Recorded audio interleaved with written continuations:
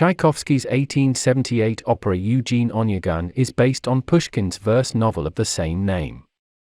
Many of the composer's works grew out of self-doubt, and initially this opera was no exception. When it was suggested by a friend that he tackle it, he was hesitant, yet eventually thought better of it and began developing his own version of Pushkin's novel, using plot points and verse from the original. The opera is in 3 acts with 7 scenes.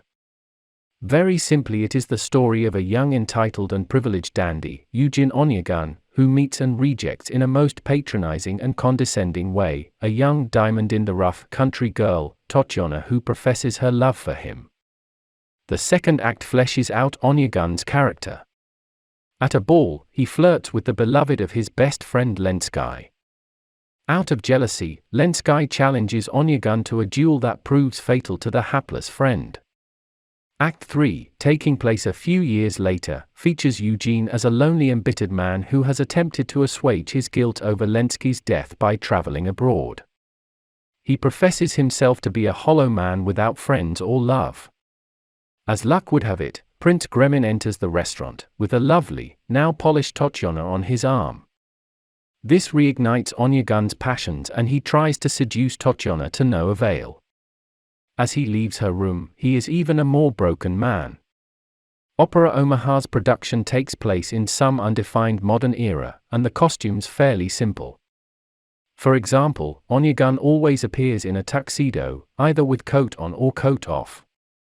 The large Orpheum Theatre stage is dominated in the first 2 acts by a long table on stage left that serves multiple purposes: a peasant picnic table, a roulette table, a cot-like resting place.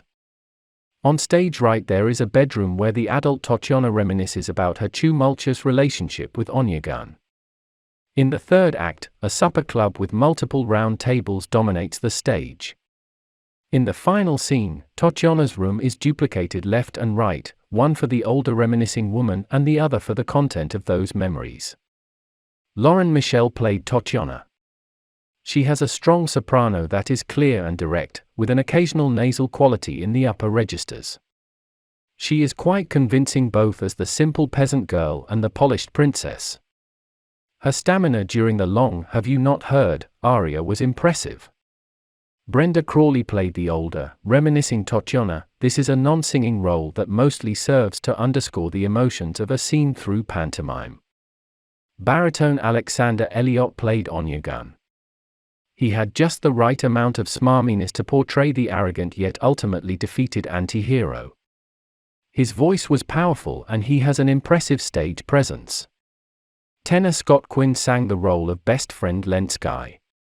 He was brilliant in the aria "Where Have You Gone, O Golden Days of My Spring?" His torment and anguish anticipating a potential self-inflicted death was compelling. Tatyana's nanny was performed by mezzo-soprano Victoria Livingood, an audience favorite whose warm voice has the patina of experience. Bass David Pitzinger as Prince Gremin, Tatyana's husband, has a strong impressive voice and great acting skills. Another crowd-pleasing performance was that of tenor Stephen Cole, who turned Monsieur Triquet's somewhat minor character into an enjoyable over-the-top song and dance man. Mezzo Maria Kaganskaya was an engaging Madame Laina. As Madame of the Manor in the first act, she seemed to relish her part. This performance was in Russian with English surtitles. Elliott seemed to have particular comfort with the Russian libretto. The Opera Omaha chorus sang beautifully. It was prepared by chorus director Sean Kelly. In the pit, Stephen White conducted the Omaha Symphony.